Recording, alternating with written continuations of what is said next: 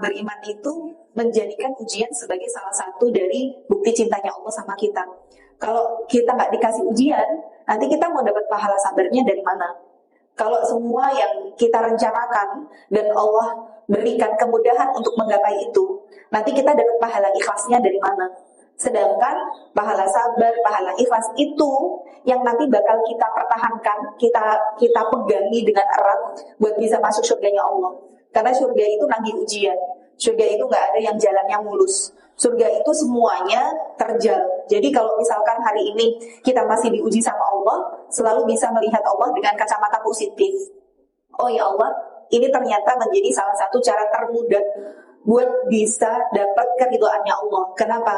Kalau kemudian Rasul bersabda, bagaimana salah satu bagaimana Allah Rasulullah kemudian sabdakan, salah satu dari bukti orang yang dicintai Allah itu adalah ibtalahu, orang itu akan diuji. Fa inna idhamal jaza ma'a idhamil bala, sesungguhnya besarnya ujian itu sebanding sama besarnya pahala. Faman radiya falahu ridha, maka kalau orang itu ridha sama apa yang sudah Allah tetapkan dari ujian-ujian itu, falahu ridha, maka orang itu mendapatkan ridha Allah. Waman sahita, tapi kalau kemudian dia murka, dia mempertanyakan, dia tidak terima, kenapa harus aku yang diuji kayak gini, falahu sukhtu, maka Allah pun juga murka sama dia. Berarti kita itu dikasih ujian sama Allah sebenarnya menjadi salah satu cara tercepat buat kita dapat ridhonya Allah. Dan orang itu kalau sudah diridhoi sama Allah, maka yang akan dijadikan sebagai indikator terbesar dalam hidupnya adalah diwafatkan dalam keadaan husnul khotimah. Jadi kematian kita, bagaimana kita menutup mata dalam keadaan baik, itu adalah gift ataupun bonus reward penghargaan tertinggi dari Allah untuk setiap orang yang beriman. Nah, maka yuk hari ini di tengah-tengah ujian yang menimpa kita sebagai orang beriman, dan itu adalah bagian dari fitrah dan sunatullahnya, tetap harus bisa menemukan alasan untuk bersyukur, tetap harus bisa menjadikan nikmatnya Allah yang sebenarnya jauh lebih besar dan lebih banyak itu menjadi salah satu wasilah, menjadi pemuda buat kita dekat sama Allah, taat sama Allah. Semoga dengan bersyukurnya kita hari ini dikasih waktu yang lapang, kita bisa hadir di majelis ilmu, dikasih badan yang sehat, kita bisa menambah ketaatan kepada Allah. Semoga dibalik syukur kita dengan bertambahnya keimanan dan ketaatan kita, itulah yang akhirnya membuat Allah menjadi ridha dengan kita dan Allah memasukkan kita ke surga yang surganya adalah tertinggi. Amin ya rabbal alamin. Makanya kalau minta sama Allah jangan nanggung-nanggung gitu ya. Idza sa'altallaha al-jannah fas'alil firdaus. Kalau minta sama Allah surga, minta yang paling tinggi sekalian, minta firdaus ya. Walaupun kadang kita ngerasa amalku masih kayak begini, dosaku masih banyak yang belum diampuni, belum aku taubati, tapi Rasul itu ngajarin ke kita sebuah afirmasi positif, harus optimis jadi orang, minta aja, perkara nanti Allah kasih atau enggak ya itu urusan Allah gitu ya. Maka setelah bersyukur kepada Allah, tidak lupa untuk selalu mengucapkan shalawat beserta salam kepada Nabi besar Muhammad Sallallahu Alaihi Wasallam. Kita mengikuti apa yang menjadi petunjuk beliau, kita beritibak kepada sunnahnya. Maka kalau kita ingin bersama dengan Rasulullah, pastikan bahwa kita cinta sama Rasul. Maka nggak mungkin orang kalau mau cinta kalau tidak kenal gitu ya. Maka kita belajar sirah itu bukan sekedar kita belajar tentang bagaimana orang-orang dahulu, karena banyak orang yang nggak mau belajar sejarah tuh alasannya aku tuh hidup untuk masa depan, sedangkan belajar sejarah itu mempelajari masa lalu gitu ya. Aku tidak mau melihat ke belakang. Oh, banyak tuh yang kayak gitu ya. Padahal Al-Quran sendiri banyak sekali kisah-kisah gitu loh. Itu menjadi sebuah pembelajaran besar untuk kita bahwa ternyata hari-hari itu memang sama Allah dipergilir untuk manusia. Tilkal ayyamu nudawilu halin nas. Hari-hari itu bergilir. Artinya kalau bergilir, maka bisa jadi kisah di masa lalu akan terjadi di masa ini dengan konteks yang berbeda. Makanya kita ambil pelajaran itu. Kenapa kok misalkan ya, kenapa kok dulu Islam bisa runtuh gitu? Apa yang menyebabkan keruntuhan itu gitu? Oh, karena pemuda-pemudanya akhirnya banyak yang meninggalkan jihad. Kenapa kok mereka banyak meninggalkan jihad? Oh, ternyata salah satunya adalah dengan cara dimasuki nyanyian-nyanyian, penyanyi-penyanyi wanita. Nah, itu kan sekarang berulang gitu loh. Maka dengan adanya sejarah di masa lalu yang kita pelajari, kita bisa nyusun strategi. Oh, dulu kok Islam bisa jaya ya? Iya, karena punya karakter 4 khulafaur rasyidin. Gimana karakternya? Ada Abu Bakar As-Siddiq, beliau bagaimana seseorang yang berwibawa gitu, yang lemah lembut tapi berwibawa, tegas. Ada Umar bin Khattab gitu.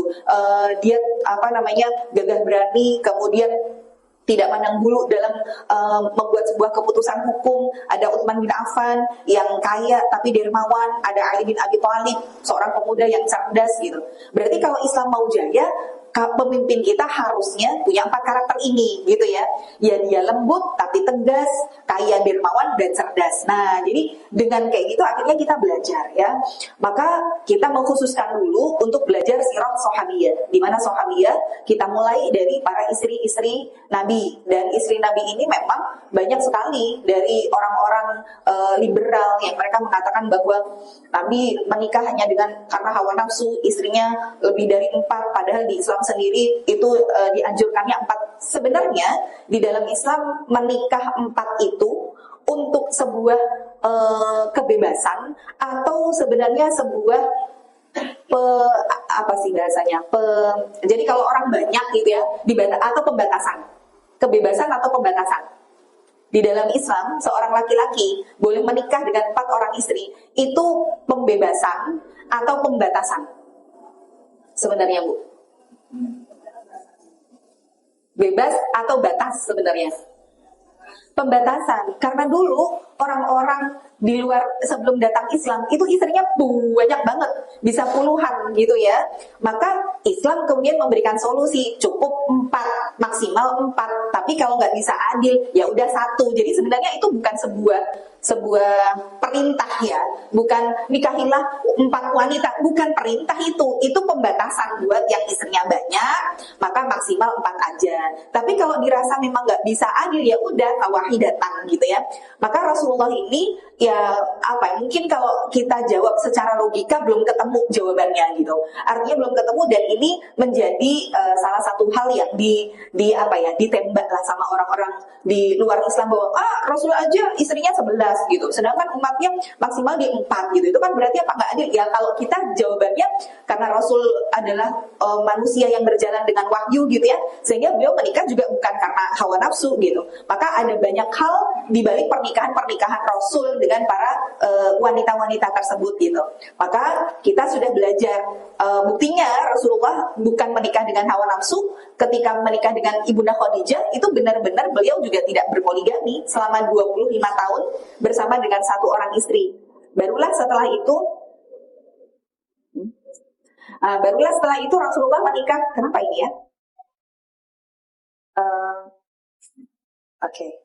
Barulah setelah itu menikah pun bukan dengan seorang wanita yang masih muda belia, karena Rasulullah ditawarkan sepeninggal dari Khadijah oleh salah seorang sahabat wanita ya, namanya Nafisah. Nafisah itu juga yang menjadi mak comblang antara Rasul dengan Khadijah dulu. Maka Nafisah pun bertanya kepada Rasul ketika sudah ditinggal istrinya, sedangkan beliau juga punya 4 anak yang masih kecil-kecil. Maka beliau menawarkan, ya Rasulullah, apa engkau tidak mau menikah lagi? Kalau aku menikah tuh sama siapa? Kau mau yang janda atau perawan? Yang janda siapa? Yang perawan siapa? Yang janda ada Saudah, yang perawan ada Aisyah. Dan beliau justru memilih yang janda, bukan yang perawan gitu ya. Maka sepeninggal dari Ibunda Khadijah, beliau menikah pertama kali dengan Saudah binti Zam'ah. Namun Saudah yang memang usianya, jadi Rasulullah saat menikah dengan Saudah usianya sekitar 50 tahun, dan Saudah sekitar 65 tahun. Jadi memang lebih tua banget dari Rasul. Dan Saudah memahami bahwa ketika beliau sudah tidak muda lagi, maka khawatir tidak bisa memberikan kepuasan kepada Rasul, tidak bisa menghadirkan kembali cintanya. Ya gimana mungkin laki-laki sukanya yang muda, yang begini gitu ya. Tapi beliau sendiri di satu sisi memang nggak mau diceraikan juga. Maka beliau salah satu cara untuk mengambil hatinya Rasul adalah menyuruh Rasul untuk nikah lagi dengan seorang wanita yang muda. Maka setelah Saudah, Rasulullah menikah dengan Aisyah binti Abu Bakar. Oke. Nah, Aisyah binti Abu Bakar ini ketika menikah dengan Rasul belum menstruasi. Jadi di usia sekitar 7 tahun. Jadi memang di dalam Islam itu tidak ada aturan seorang wanita harus menikah setelah mens, itu nggak ada gitu. Ya karena kita di Indonesia ya memang ada aturan-aturan gitu. Kalau sekarang minimal berapa Bu? 19 tahun kalau nggak salah ya untuk perempuan menikah. Maka kalau zaman dulu ya nggak ada gitu. Nah, 7 tahun ini, namun Aisyah tidak langsung bersama dengan Rasul tinggal dalam satu rumah. Sampai dengan Aisyah di umur 9 tahun setelah beliau mengalami menstruasi. Makanya nanti dalam ilmu fikih, usia 9 tahun itu dijadikan sebagai batas usia minimal seorang wanita mengalami haid. Jadi kalau nanti ada anak di bawah usia 9 tahun kok keluar darah, maka darahnya tidak dihukumi haid, melainkan dihukumi istihadah. Nah, ini berdasarkan dari kisahnya Aisyah gitu ya. Maka Rasulullah menikahi Aisyah karena di antara semua istri-istrinya juga Aisyah ini yang paling cerdas. Bahkan Aisyah itu juga sangat memahami dan mengerti bagaimana ilmu kedokteran. Sampai para sahabat itu nanya gitu, wahai Aisyah, engkau itu kan pinter ilmu medis gitu. Dari mana engkau belajar? Padahal posisinya kan Rasulullah juga tidak belajar medis. Maka kemudian beliau mengatakan seringkali ketika Rasulullah itu sakit atau jadi dulu kalau nanti teman-teman ada kesempatan buat pergi ke daerah Temboro. Jadi Temboro itu Jawa Timur ya, di sana atau di Pondok Pesantren Al-Fatah itu mereka punya sebuah museum, namanya Museum Joko Tingkir. Nah, Museum Joko Tingkir itu saya ke sana, ada isinya adalah tempat barang-barang peninggalan Rasul dan sahabat yang memang ada sertifikat keasliannya. Jadi di bagian luar Museum Joko Tingkir itu ada barang-barang Rasul seperti tempat rimpang-rimpangannya Rasul, tempat obat-obatan. Nah, berarti dari situ kita paham kok Aisyah pinter medis. Beliau katakan bahwa dari para gujarat-gujarat, kalau istilahnya pedagang-pedagang, makanya Rasul tuh bilang, walaupun hadisnya dhaif ya, utul bil ilma walau bisin, tuntutlah ilmu sampai negeri Cina. Jadi pada saat Rasul diutus, Cina itu memang sudah maju gitu dengan obat-obatannya. Bahkan saat Rasul diutus, Cina itu sudah bisa memproduksi kertas. Padahal Al-Quran itu ketika wahyu turun, para sahabat nulisnya kan masih di pelepah kurma, masih di kulit binatang gitu ya, masih di tulang belulang. Tapi Cina itu udah bisa memproduksi kertas. Jadi memang Cina dari dulu memang sudah unggul lah dalam bidang-bidang tersebut gitu ya, termasuk juga obat-obatan, rimpang-rimpangan gitu. Nah, sampai Rasulullah nanti dikasih sebuah guci. Nah, guci ini bagus sekali ya, itu di Temboro masih ada. Jadi ada kayak giok-gioknya gitulah. Nah, ini tempat rimpang-rimpangannya Rasul yang selalu beliau letakkan di dalam kamar beliau.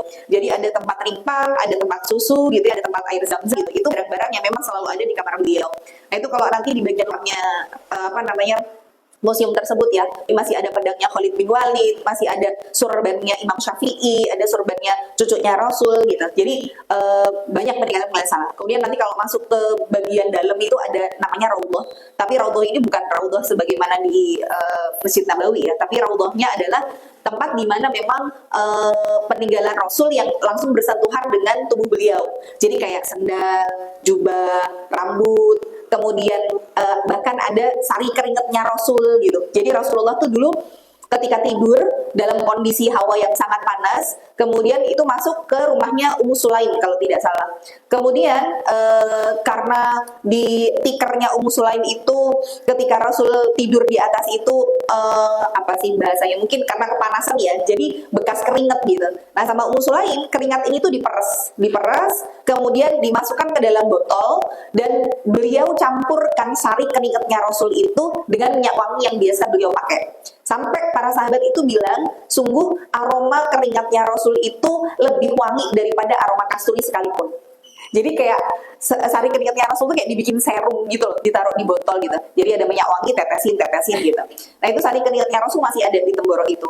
Memang ditaruh di botol, terus bawahnya dikasih kapas-kapas supaya memang dia tidak teroksidasi gitu. Nah, jadi kalau misalkan teman-teman pengen tahu gimana peninggalan Rasul, dan ini emang benar atau replikanya asli, semuanya ada sertifikat keasliannya, boleh silahkan datang ke sana ya. Nah, jadi kita paham bahwa dari istri-istri Rasul tuh kita banyak belajar. Bagaimana Aisyah yang memang satu-satunya istri Nabi yang dinikahi pada saat usianya masih muda belia gitu. Ternyata memang dari Aisyah ini lahir banyak sekali hadis-hadis tentang wanita. Berarti kan memang pernikahan Rasul dengan Aisyah bukan hanya berdasarkan hawa nafsu cari yang muda gitu, tapi ini untuk keberlangsungan agama, bahwa ada banyak hal dari kehidupan Rasul yang ini tidak terekspos oleh para sahabat gitu. Apalagi berkaitan dengan wanita, kehidupan suami istri, bagaimana tentang fikih, bersuci dan lain sebagainya, maka harus diriwayatkan dari orang-orang terdekat. Nah, orang terdekat pun juga maksudnya nggak setiap orang mungkin memiliki kecerdasan yang sama dan kecintaan yang sama terhadap ilmu. Seperti misalkan Saudah gitu. Kenapa nggak lewat Saudah? Ya memang Saudah kesibukannya bukan untuk meriwayatkan hadis dan gimana ya? Maksudnya kayak ibu-ibu umur 65 tahun gitu. Kan sudah bukan wayahe belajar toh. Ya ibaratnya datang pengajian iyo pengennya ngrungokke nyatet kan gitu aja kan. Tapi kalau ada ujiannya kan ibu prepeling pengajiannya ya. Apalagi kalau sudah dibuka kelas gitu. Kelas bahasa Arab itu saya pengalaman banget buka kelas bahasa Arab ini pasti awal semangat ujung-ujungnya prepeli ya. Apalagi kalau sudah ada PR, sudah suruh ngapalin ini itu gitu. Jadi emang usia-usia segitu tuh sudah bukan usia belajar gitu loh maksud saya ya. Yang kalaupun ada mungkin dari segi daya tangkapnya juga akan berbeda dengan anak-anak yang masih muda. Makanya sampai ada sebuah pepatah kan, at-ta'allumu fi sighari kanaqshi 'alal hajari, belajar di waktu kecil itu kayak mengukir di atas batu. Tapi belajar di usia tua seperti mengukir di atas air kan gitu ya. Yus cepat hilang ya lagi ini urung sempat nulis wis hilang gitu. Nah, seperti itulah gitu. Jadi memang Rasulullah mengkader lah ibaratnya ya. Aisyah menikahi beliau bukan hanya karena hawa nafsu. Kemudian nanti dari pernikahan setelah dengan Aisyah, beliau menikah lagi dengan seorang wanita yang menjadi putri dari salah satu sahabat besar dan di antara keistimewaan beliau adalah sebagai wanita yang penjaga suhuf. Ini sudah kita jelaskan ya, bagaimana kemudian Al-Quran belum sempat dibukukan gitu ya, Rasulullah meninggal dan banyak sekali dari para penghafal Quran yang Al-Quran itu ada di dalam benak mereka, di dalam hati mereka, sehingga kematian para sahabat yang menghafal Quran ini membuat Al-Qurannya nanti khawatirnya jadi hilang karena tidak ada salinannya. Maka nanti di pemerintahannya Abu Bakar As-Siddiq, beliaulah ada ide dari Umar bin Khattab gitu ya, ide dari Umar untuk membukukan Al-Quran, dan itu terjadi pada masa kekhilafahannya Abu Bakar As-Siddiq. Maka nanti lembaran-lembaran yang sudah dibukukan ini namanya adalah suhuf. Nah, suhuf ini adalah lembaran yang memang sekedar dijadikan satu saja, belum ada suratnya, belum ada ayatnya juga belum urut gitu ya. Kemudian belum ada harokatnya gitu. Nah, suhuf yang sudah terkumpul ini disimpanlah di kediamannya Abu Bakar As-Siddiq. Kemudian Abu Bakar As-Siddiq meninggal dunia, disimpan di kediamannya Umar bin Khattab. Umar bin Khattab meninggal. Nah, dijagalah oleh putri beliau yang juga istri Rasul, yaitu Hafsah binti Umar. Nah, maka Hafsah binti Umar ini ikonik atau kita bisa melihat sebuah ciri khas dari beliau adalah si penjaga suhuf gitu ya. Kemudian nanti setelah dari Hafsah binti Umar, beliau menikah. Ini kita review saja karena ini sudah saya bahas ya, supaya ibu-ibu tuh paham gitu. Oh, setelah ini gitu ya. Maka setelah menikah dengan Hafsah binti Umar, beliau menikah dengan seorang wanita yang dijuluki sebagai ibunda dari orang-orang miskin, dan pernikahan beliau tidak lama karena satu-satunya istri yang meninggal setelah Khadijah ya, sebelum Rasulullah wafat, dan hanya sekitar 6 bulan saja masa pernikahan beliau dengan wanita tersebut. Siapa namanya? Zainab binti Khuzaimah. Nah, jadi Zainabnya nanti ada dua ya.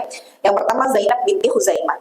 Kemudian setelah dengan Zainab binti Khuzaimah, beliau menikah lagi dengan seorang wanita janda beranak 4 ya, yang kemudian kecintaan kepada suaminya sangat besar. Namun ketika suaminya meninggal, Rasulullah mengajarkan sebuah doa untuk mengganti sesuatu yang hilang dalam dirinya. Seorang wanita yang juga memiliki kecerdasan akal, kemuliaan akhlak, beliau adalah Ummu Salamah ya. Setelah dari Ummu Salamah, beliau menikah lagi sebagai salah satu dari cara Allah untuk menggagalkan mengangkat hukum anak angkat di dalam Islam.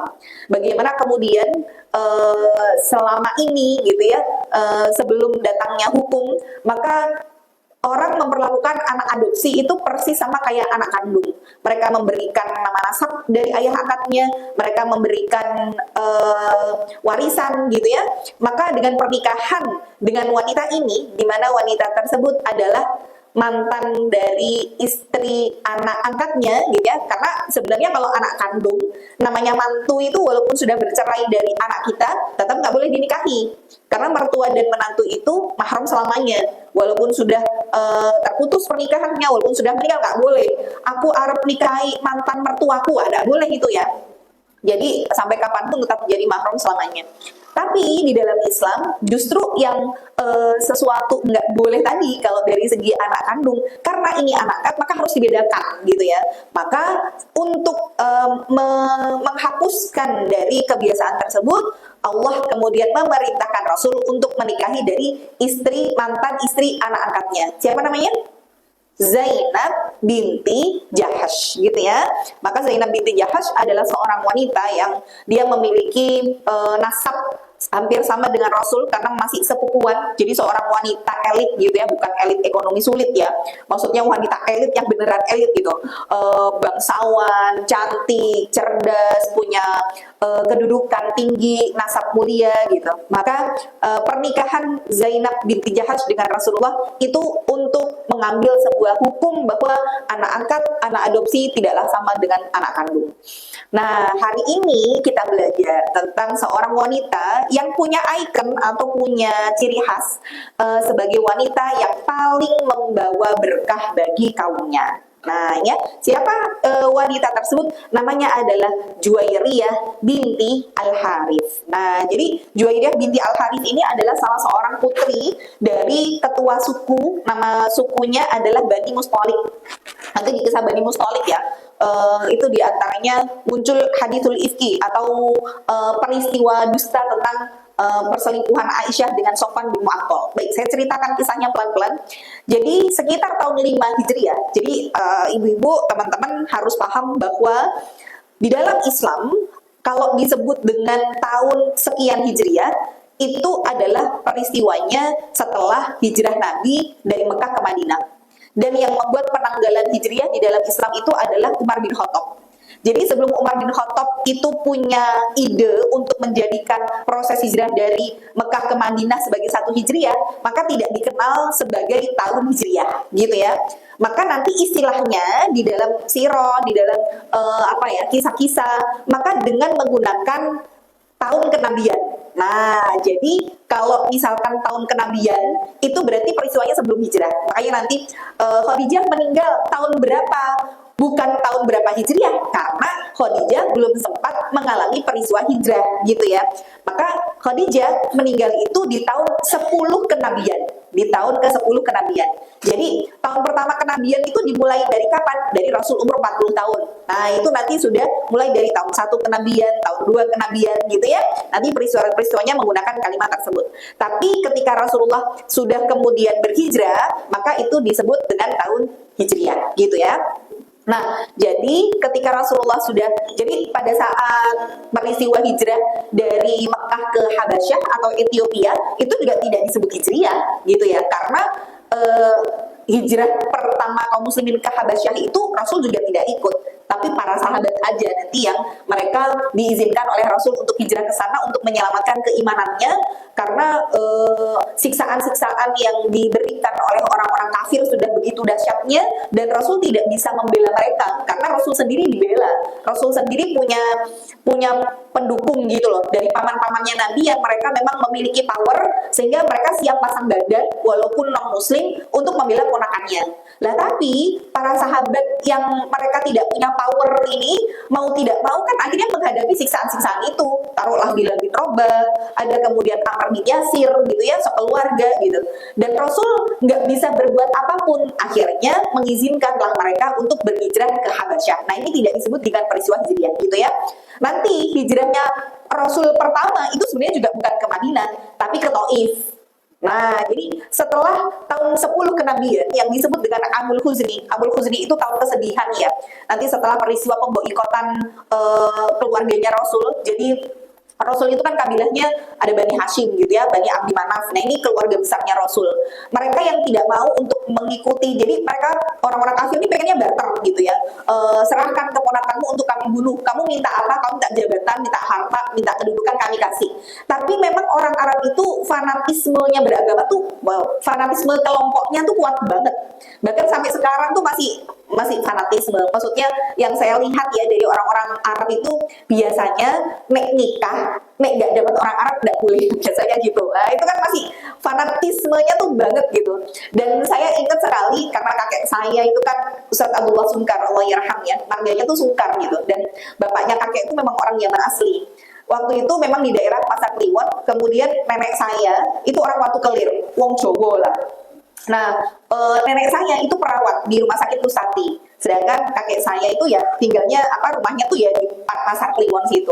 Ya mungkin karena masih muda, rumahnya juga deketan, sering lihat gitu, akhirnya jatuh cinta gitulah ya. Nah, zaman dulu ya belum mengenal Islam. Akhirnya begitu mau nikah, itu memang nenek saya ditentang habis-habisan sama keluarga besar Sungkar saat itu ya. Bahkan sampai sekarang tuh saya ingat banget, karena bapaknya kakek nggak bisa bahasa Indonesia karena memang orang Yaman asli, sampai bilang karena nenek saya tuh namanya Sumarni, sampai Marni bisa buat ngurusi dato, tak minum air kencingnya, sampai kayak gitu. Jadi bener-bener rasa fanatisme kelompok yang mendarah daging sampai nggak izinkan pernikahan yang beda marga gitu ya. Akhirnya karena ditentang tetap aja lah menikah gitu. Mereka juga belum paham Islam. Nah, akhirnya lahirlah mama saya. Mama saya mirip banget sama ibunya gitu ya. Jadi Jawa, mukanya tuh muka Jawa gitu.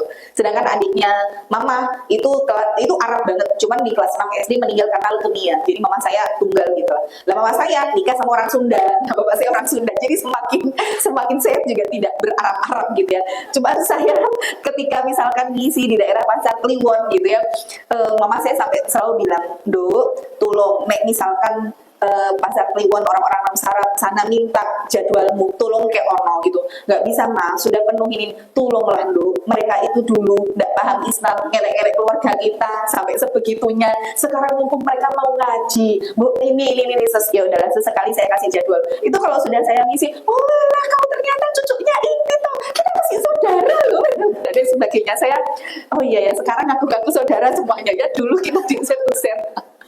Ya itu, jadi memang Arab itu dengan fanatisme kelompok yang luar biasa. Jadi walaupun mereka non muslim tapi tetap mereka ngebela Nabi gitu. Maka ketika peristiwa pemboikotan gitu ya, mereka sampai orang-orang kafir itu karena tidak mau untuk mereka barter dengan Rasulullah untuk dibunuh, akhirnya pokoknya mendukung Muhammad gitu ya. Mulai dari kabilahnya, mulai dari sukunya, semua diasingkan ke sebuah lembah yang tandus gitu ya. Dan pemboikotan itu selama 3 tahun.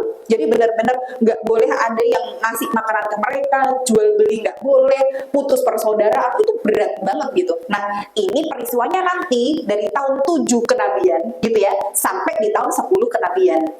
Maka di tahun 10 kenabian, karena Khadijah juga usianya sudah 65 tahun, di pengasingan itu beliau benar-benar dalam keadaan lemah, karena sudah nggak ada makanan yang bisa dimakan kecuali tanaman-tanaman yang di situ bikin alergi, jadi dimasak sampai gatal semua mulutnya, nggak ada air dan sebagainya gitu ya. Nah, di tahun itu kemudian Allah mengambil pamannya Abu Thalib, karena Abu Thalib saat itu usianya sudah 80 tahun. Nah, Abu Thalib meninggal terlebih dahulu di sekitaran bulan Sya'ban atau Rajab gitu ya. Kemudian 1 bulan setelahnya menyusul Khadijah. Nah, inilah yang disebut dengan tahun kesedihan, Amul Huzni. Nah, karena Rasulullah dua pembelanya selama ini yang mendukung dengan harta, dengan power gitu ya, kemudian Allah ambil, maka posisi beliau benar-benar lemah saat itu, udah nggak ada lagi yang membela, maka semakin terusirlah Rasulullah ketika di Mekah, maka berniat hijrah pertama kali ke Taif bersama dengan siapa? Anak angkatnya tadi, Zaid bin Harisah, yang kemudian mantan suaminya dari Zainab binti Jahash. Namun ternyata di Taif dilempari batu gitu ya, sampai berdarah-darah gitu.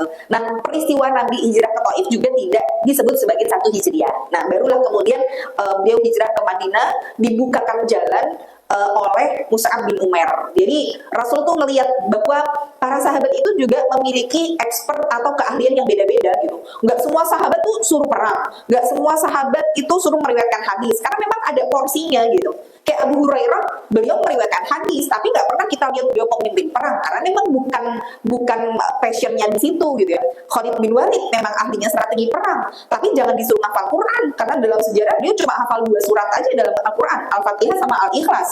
Itu tok yang dihafal Khalid, Bu. Padahal pada saat beliau memimpin perang Uhud, itu mengalahkan kaum muslimin gitu ya. Tapi ketika sholat malam Rasul bilang yang paling afdol adalah yang paling lama berdiri, makanya para sahabat itu mereka kalau sholat malam bukan banyak-banyakan jumlah rakaat, lama-lamaan yang berdiri sholat gitu. Maka para sahabat ada yang kemudian sampai 40 rakaat, 60 rakaat gitu. Tapi Utsman bin Affan itu cuma 1 rakaat tok. setiap malam, witir lagi. Tapi satu rakaat witir menghabiskan 30 juz hafalan Al-Qur'annya. Itu Utsman. Nah, Khalid bin Walid gimana gitu ya, apalagi Al-Ikhlas gitu. Nah, tapi beliau pengen nih kayak sahabat yang lain bisa berdiri lama, maka beliau mengulang hafalan Al-Ikhlasnya sebanyak 76 kali dalam setiap rakaat. Nah, jadi boleh ibu apalagi trikul pecah tidak rolas rapopo bu ya. Setiap kali sholat tuh dibaca ya. Dan alhamdulillah ya, namanya Al-Quran itu tidak ada yang bosen gitu untuk kita baca gitu. Ibu kan sampai hari ini nggak ada yang bosan Al-Fatihah ya. Nah iya, walaupun dalam setiap hari minimal 17 kali mesti kita baca. Nah, jadi inilah Rasul dengan kecerdasan beliau bisa melihat gitu. Oh, ini potensinya di sini, ini potensinya di sini gitu. Dan Rasul juga bisa melihat itu untuk menikahi para wanita ini gitu loh. Jadi bukan cuma sekedar hawa nafsu, tapi Rasul lihat, oh orang ini kalau dinikahi akan membawa keberkahan.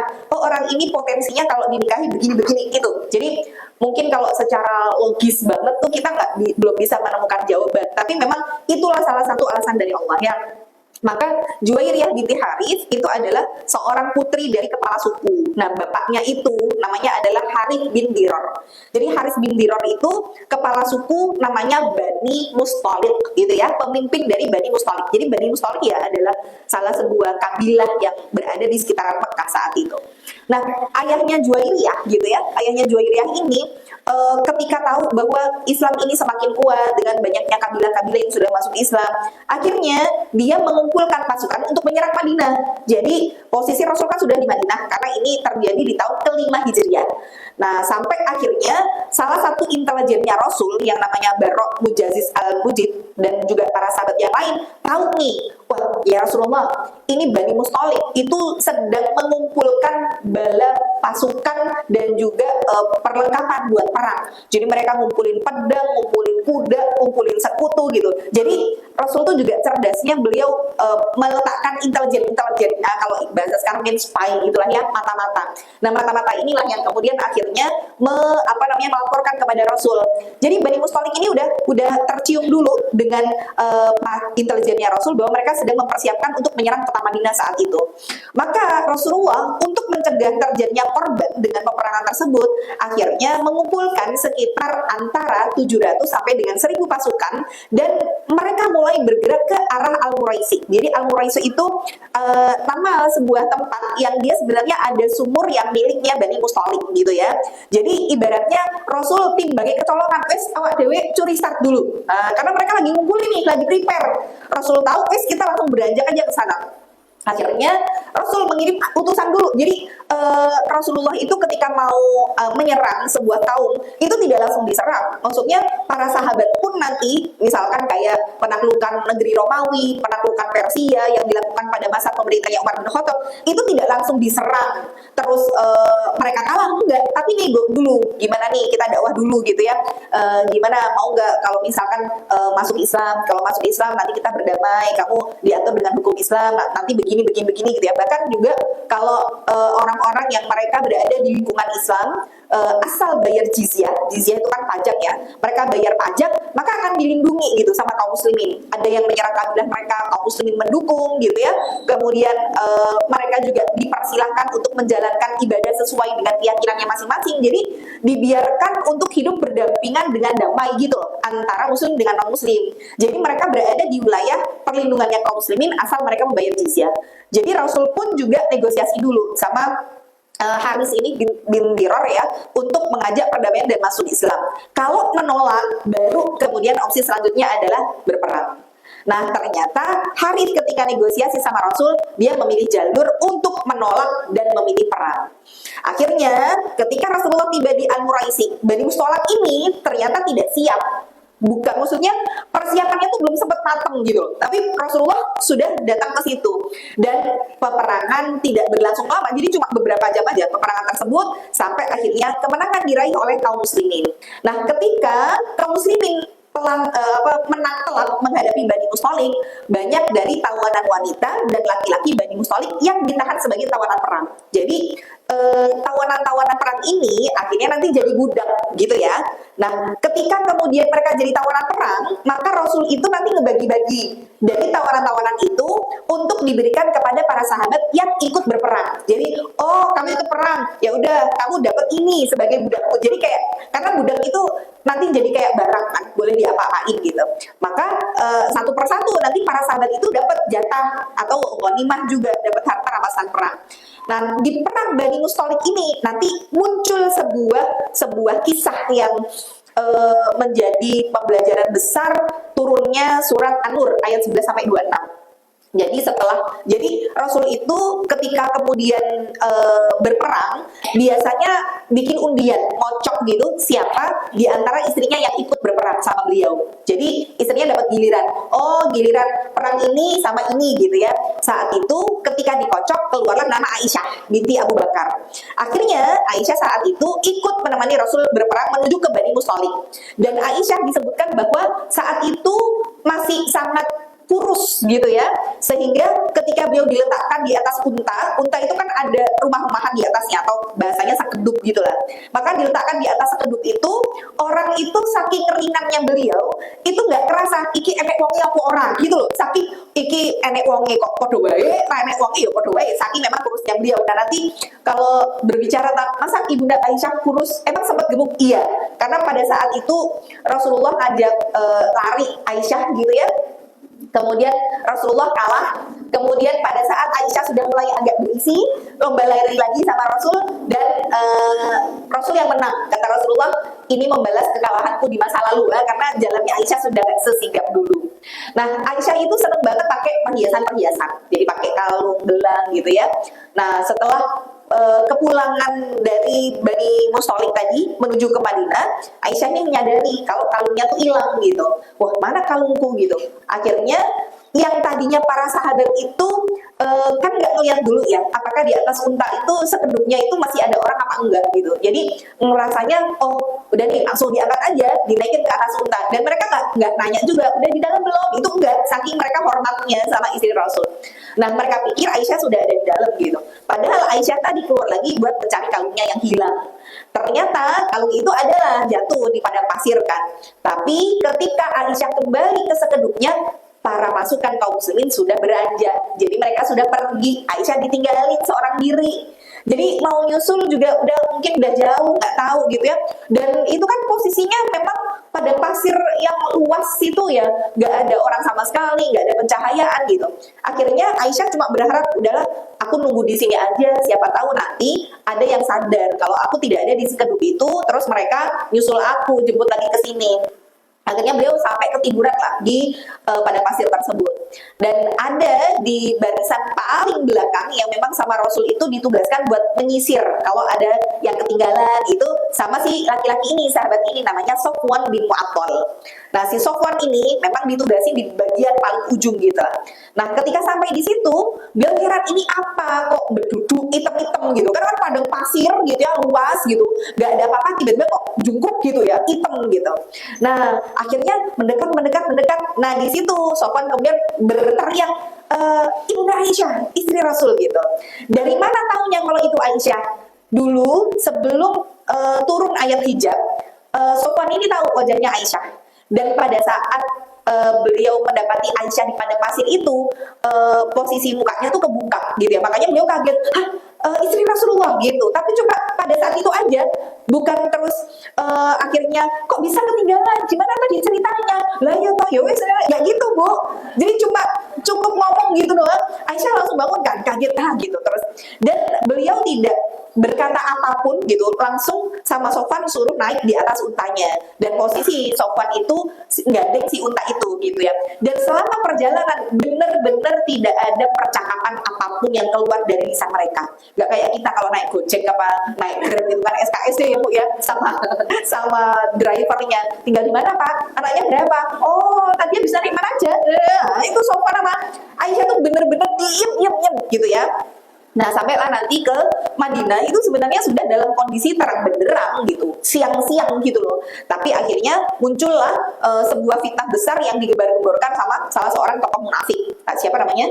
Abdullah bin Ubay bin Salul. Nah, akhirnya Abdullah bin Ubay inilah yang membuat sebuah gosip bahwa Sofwan dan juga Aisyah sudah berselingkuh. Nah, di situ Rasulullah sampai hampir percaya dengan berita tersebut karena memang belum ada wahyu yang turun yang membebaskan tentang bersihnya Aisyah dari tuduhan zina itu sampai 1 bulan. Ada yang mengatakan sampai hampir 40 hari. Dan Aisyah di situ sampai sakit ya. Ternyata memang ketika Aisyah sakit pun Rasulullah, beliau tuh nggak sadar gitu kalau ternyata Rasulullah itu berbeda sikap seperti biasanya tuh karena ada isu itu. Barulah Aisyah tuh ngeh kalau dirinya jadi bahan gosipan itu pada saat beliau mau buang hajat kemudian bersama dengan bibinya, kemudian bibinya kepleset, tiba-tiba bilang celakalah Mistah gitu. Nah, Mistah itu adalah anaknya beliau. Sampai Aisyah tuh tanya, "Bibi, kenapa engkau kok menyumpahi anakmu sendiri? Bukankah dia juga salah seorang sahabat yang masuk Islam tuh generasi-generasi awal?" Maka bibinya bilang, "Apa kau tidak tahu dengan apa yang sedang terjadi dengan penduduk Madinah? Loh, emangnya kenapa gitu? Kamu tuh digosipin selingkuh, digosipin zina sama Sofwan gitu. Bahkan nih yang ikut menyiarkan kabar itu tuh Mistah gitu." Nah, jadi si ibunya ini malah nyumpahin anaknya juga. Padahal Mistah ini sehari-harinya mendapatkan ma'isyah ataupun kehidupan ya di cover makan, di cover tempat tinggal itu sama Abu Bakar As-Siddiq. Jadi nggak kebayang sih gimana perasaan Abu Bakar dengan beliau mengcover kehidupannya Mistah, tapi Mistah malah jadi orang yang ikutin nyiarin kabar bohong itu. Jadi kan begitu nanti Abu Bakar tahu bahwa ternyata anaknya bersih dari tuduhan, sampai akhirnya beliau nanti bersumpah ya, demi Allah aku tidak akan pernah berbuat kebaikan lagi sama Mistah gitu. Apa yang selama ini aku beri untuk dia aku cabut. Dan nanti turun lagi ayat yang menjelaskan bahwa jangan sampai kamu menjadikan sumpahmu itu untuk memutuskan kebaikan gitu. Jadi walaupun anyel, tapi jangan sampai kamu bersumpah untuk nggak jadi berbuat baik. Kalau udah jadi berbuat baik, kalau udah berbuat baik ya udah, walaupun ada apapun tuh jangan diputus gitu loh. Barulah setelah ayat itu turun, akhirnya Abu Bakar merasa bersalah dan beliau akhirnya menggugurkan sumpah itu. Maka nanti jadilah hukum kafaroh sumpah, atau adanya kalau misalkan kita sudah terlanjur bersumpah mau membatalkan sumpah itu maka kena denda. Nah, dendanya apa? 1, memberi makan 10 orang miskin. Yang kedua, kalau nggak bisa memberi mereka pakaian. Yang ketiga adalah berpuasa selama 3 hari berturut-turut. Nah, ini jadi banyak hal yang bisa kita ambil dari kisahnya Bani Mustalik ya. Di balik kemenangan itu ternyata ada peristiwa-peristiwa besar. Jadi termasuk peristiwa bohong itu namanya hadithul ifki gitu ya. Kemudian juga nanti ayat yang turun berkaitan dengan Abu Bakar. Nah, sekarang kita ringkas sampai kepada peperangan Bani Mustalik setelah mereka kalah. Nah, ketika mereka kalah, akhirnya Rasulullah kan ngebagi para wanita-wanita tawanan perang itu untuk dibagi menjadi budak dari para sahabat yang ikut berperang. Sampai akhirnya si Juwairiyah ini, karena dia kan anak yang kepala suku, memang kelihatan anak kepala suku tuh wajar dengan kecantikannya, dengan ketegasannya, dengan gimana sih kalau anaknya orang penting gitu ya, terlihat juga dari karakternya. Nah, Juwairiyah ini ditawan oleh salah seorang sahabat namanya Sabit bin Qais. Nah, padahal beliau adalah wanita yang terpelajar, berwibawa, sehingga ketika dia jadi tawanan sahabat biasa, dia ngerasa juga nggak adil gitu loh. Kok aku jadi budak wong ini gitu loh, maksudnya karena beliau juga merasa punya kedudukan yang tinggi gitu. Masa aku dikasihin untuk sahabat yang biasa-biasa aja? Akhirnya Juwairiyah di situ mengajukan namanya mukatabah. Mukatabah itu apa? Seorang budak yang dia berusaha untuk menebus dirinya sendiri untuk bisa jadi hamba yang merdeka. Dan ini salah satu dari kewajiban Allah untuk membantu. Jadi kalau hadisnya kan Allah itu wajib membantu buat siapa? 1, budak yang dia berusaha untuk mukatabah. Yang kedua, seorang pemuda yang ingin menikah, nah itu wajib dibantu sama Allah. Nah, jadi ketika ada seorang budak yang pengen membebaskan dirinya, meskipun harus dengan tebusan mal, itu nego bu nanti sama tuannya. Oke, aku mau membebaskan diriku sendiri. Harganya berapa? Nanti dia entah bekerja, entah gimana, jadi dia bayar ke tuannya untuk dia bisa terbebas dari perbudakan itu. Maka karena Juwairiyah ini pengen muka tabah gitu ya, dia akhirnya dan nggak bisa untuk membayar tebusan karena gimana pun kan pasti harganya mahal. Beliau ayahnya juga terbunuh gitu ya di hadapan kaum muslimin. Kemudian satu kabilah itu lebih dari 100 keluarga, bukan cuma 100 orang, 100 keluarga. Padahal satu keluarga mungkin ya 5 orang gitu ya. Jadi satu kabilah ini semua ketahuan nih sama Rasulullah. Dan dia si Juwairiyah ini nggak bisa untuk memberikan tebusan itu. Akhirnya nego lah ke Rasulullah. Jadi Juwairiyah itu dengan langkah yang tegap gitu ya, nggak letre ini enggak, pokoknya tegas, mantap. Beliau dengan gagah berani gitu ya datang kepada Rasulullah. Ya Rasulullah, aku datang ke sini untuk meminta bantuan.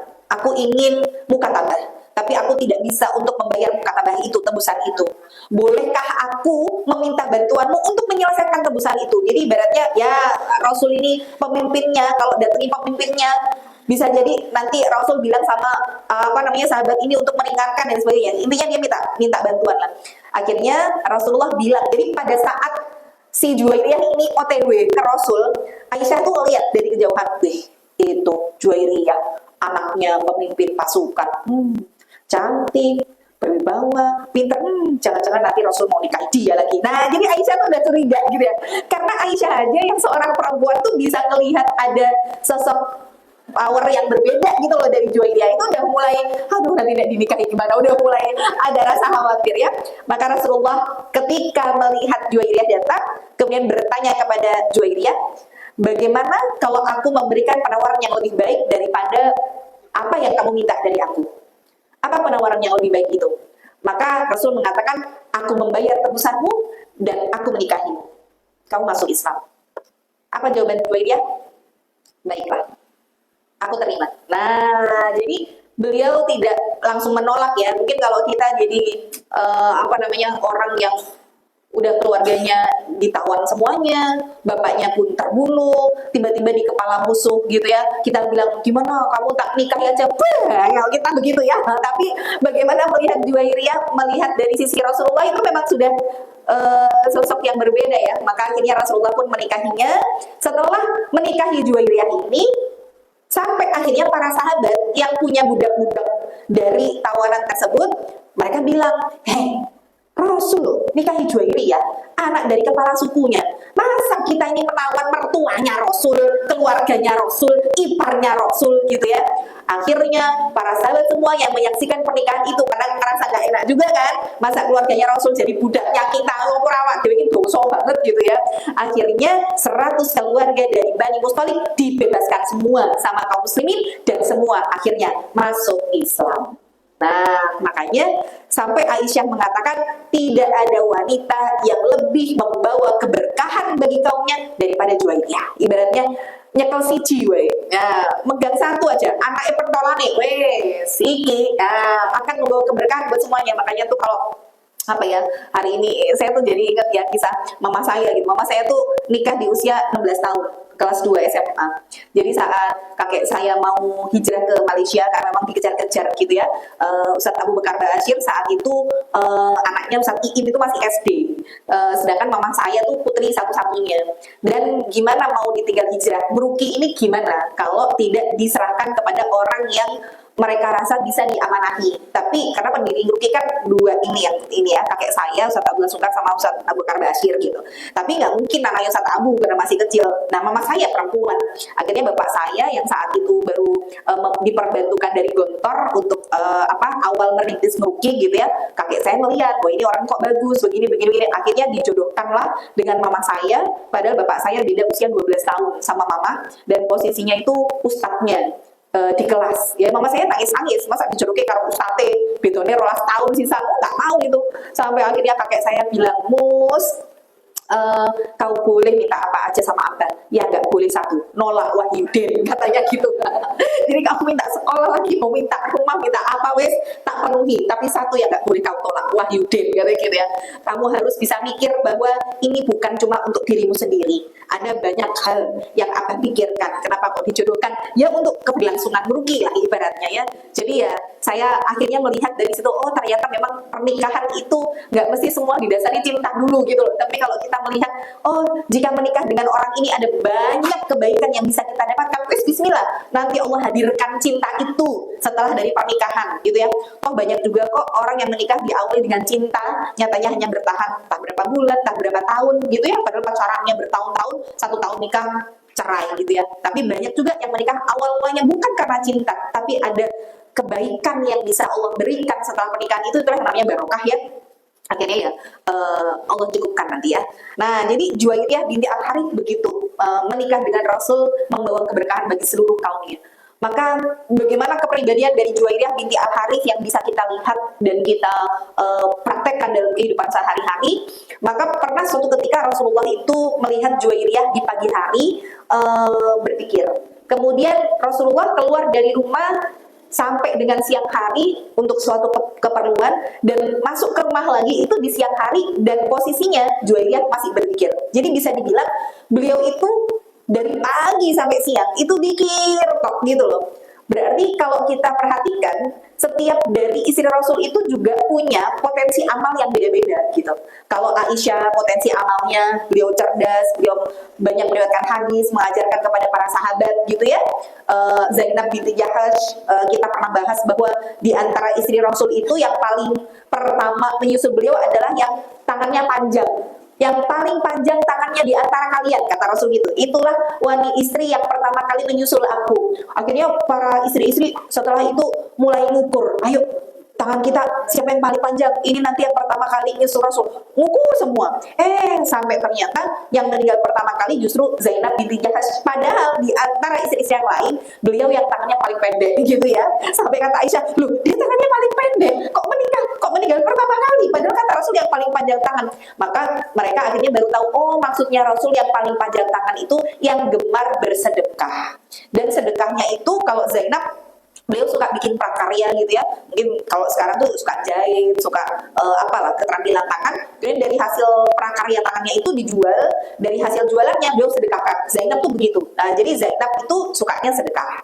Sedangkan Juwaidah itu sukanya zikir. Jadi memang setiap istri Rasul tuh punya keistimewaan masing-masing. Kalau Hafsah disebutkan sawwamah wa qawwamah gitu ya, ahli puasa dan ahli sholat malam. Nah jadi kalau kita mungkin hari ini nggak bisa untuk melakukan ibadah semuanya, ambil aja yang kira-kira kita mudah untuk melaksanakan itu, konsistenkan di situ, karena Rasul sabdakan ahabul a'mali indallahi adwamuha wa in qalla.